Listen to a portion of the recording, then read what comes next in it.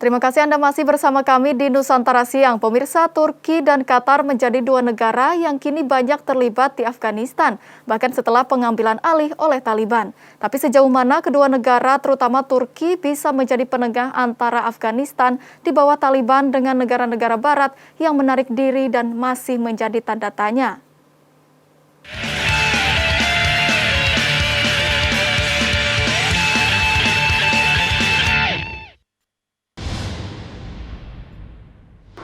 Kevakuman di Afghanistan akibat penarikan pasukan Amerika Serikat memunculkan peluang bagi negara lain untuk berperan.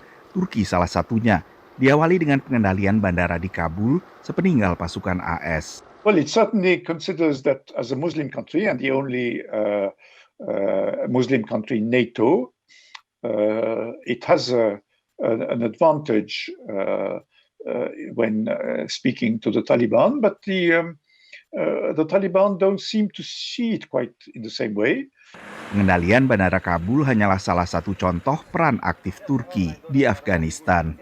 Bersamaan dengan penarikan pasukan Amerika Serikat dari Afghanistan, Amerika Serikat juga memindahkan misi diplomatiknya dari ibu kota Afghanistan, Kabul, ke Doha, Qatar. Qatar pun selama ini menjadi negara penghubung antara kelompok Taliban dengan pemerintah Afghanistan maupun pemerintah Amerika Serikat sebelumnya. Kini kedua negara diperkirakan bakal kembali berperan aktif, dan ini disadari Presiden Turki Recep Tayyip Erdogan.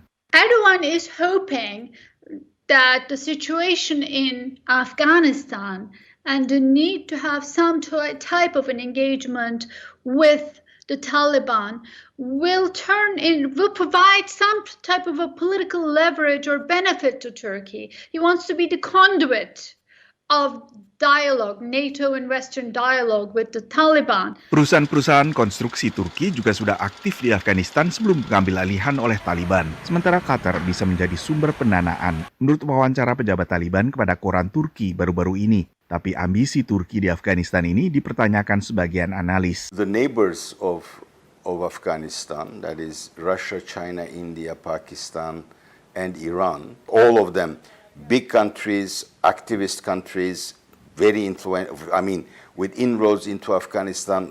Can Turkey really by itself, because it has historical relations with Afghanistan, be a broker or a manager of the developments afterwards?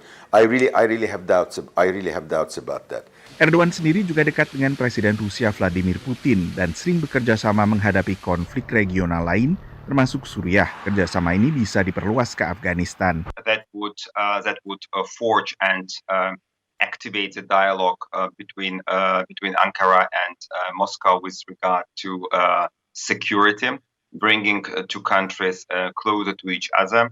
Afghanistan would become a new chapter in a book that already is consistent of several chapters like Syria, Karabakh, and so on. Tapi kedekatan Turki di bawah Erdogan dengan Rusia hingga pembelian rudal Rusia oleh Turki mencemaskan sekutu-sekutunya di NATO. Dari Washington DC, Nova Purwadi dan tim VOA.